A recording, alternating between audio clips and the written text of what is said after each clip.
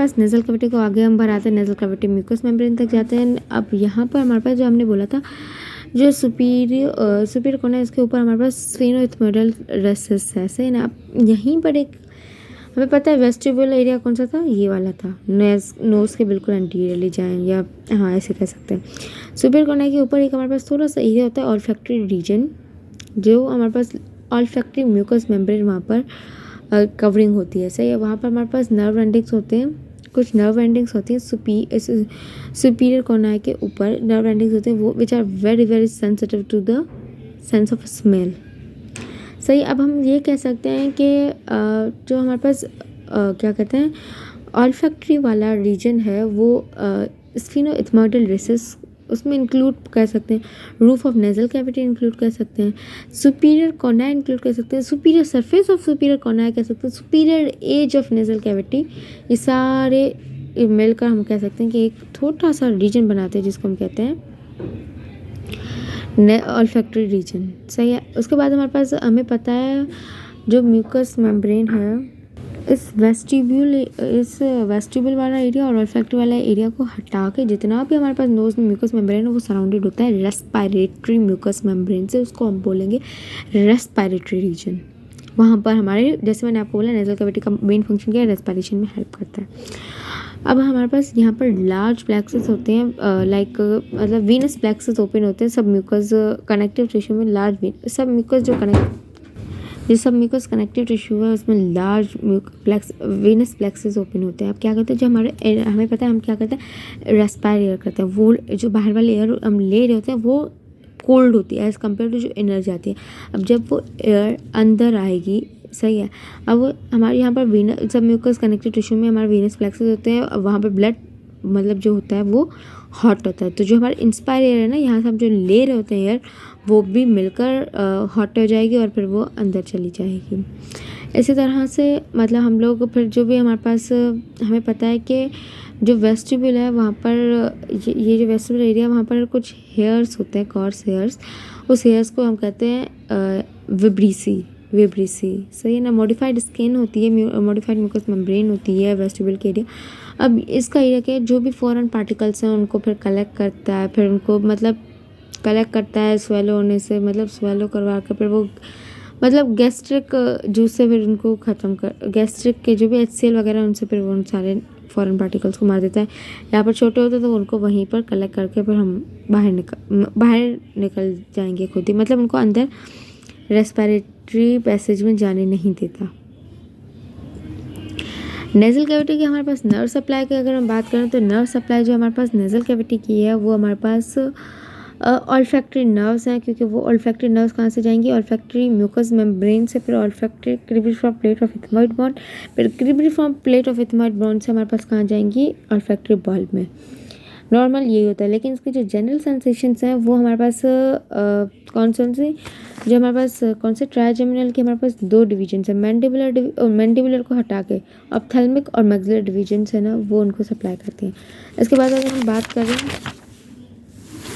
Blood supply की, तो blood supply हमारे पास जो नेज़ल कैविटी का है वो हमारे पास maxillary artery which is one of the most important terminal branch of external carotid artery. अब जो एक्सटर्नल कैरोटिड आर्टरी की ब्रांच है मैक्सिलरी आर्टरी की ब्रांच है स्फेनोपैलेटाइन आर्टरी, और ब्रांच ऑफ फेशियल आर्टरी की एक और, स्फेनोपैलेटाइन तो इसकी मैक्सिलर की है, लेकिन एक और फेशियल आर्टरी की ब्रांच है जो septal branch of superficial labial artery.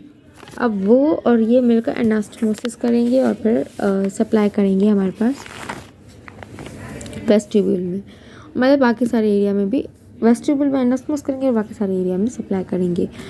इसकी लिम्फ ड्रेनेज हम बात करें तो जो वेस्टिब्यूल की लिम्फ ड्रेनेज है वो सब मैंडिबुलर लिम्फ नोड से होगी, लेकिन वेस्टिब्यूल के अलावा जितने भी लिम्फ नोड्स है वो जितने भी like veins vessels pass out हो रहे हैं और वो जो ड्रेन होंगे अपर डीप सर्वाइकल लिम्फ नोड्स में, वहाँ पर इसकी लिम्फ ड्रेनेज होगी। फिर हमारे पास इसकी बात करें नेज़ल कैविटी एग्जामिनेशन पे हमें डिपेंड करता है कि क्या देखना है, लाइक पोस्टीरियर देखना है या एंटीरियर व्यू देखना है। जब एंटीरियर व्यू देखना है तो हमें स्पेक्यूलम यूज़ करेंगे, लेकिन अगर हमें पोस्टीरियर यूज़ करना है तो पोस्टीरियर को हमें देखने के लिए हमें लाइक एक मिरर होता है जो पोस्टीरियर हम लोग फेरिंग्स को देखने के लिए यूज़ करते हैं, मतलब posterior wall of the nasal cavity को हम लोग posterior septum of the nasal को देखने के लिए हम लोग यूज़ करते हैं। और हमारे पास एक और मेन चीज़ मैं आपको बताना भूल गई कि हमारे पास जो मिडल वॉल है, या हम बोले राइट और लेफ्ट नेजल कैविटी कभी भी इक्वली डिवाइड होती नहीं, मिडल वॉल कभी भी सेंट्रली प्लेस होती ही नहीं है। ये होता है DNS, like deviated nasal septum.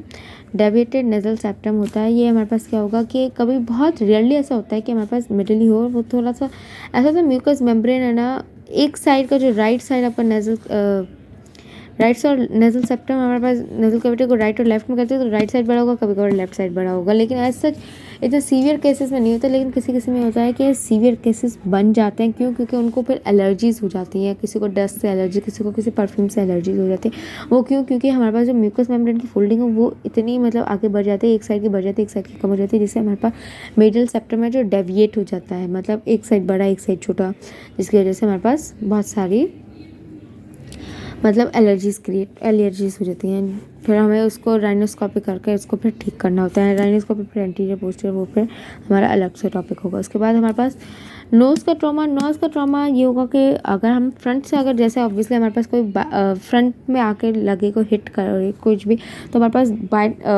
दोनों साइड के नेज़ल बोन जा सकते हैं। लेकिन अगर ज़रूर नहीं है, एक साइड भी हो सकता है, और एक साइड से हमारे एक साइड नेज़ल बोन जाएगी, इससे मोस्ट प्रोबेबली चांसेस होता है जो नेज़ल सेप्टम है वो भी अफेक्टेड हो।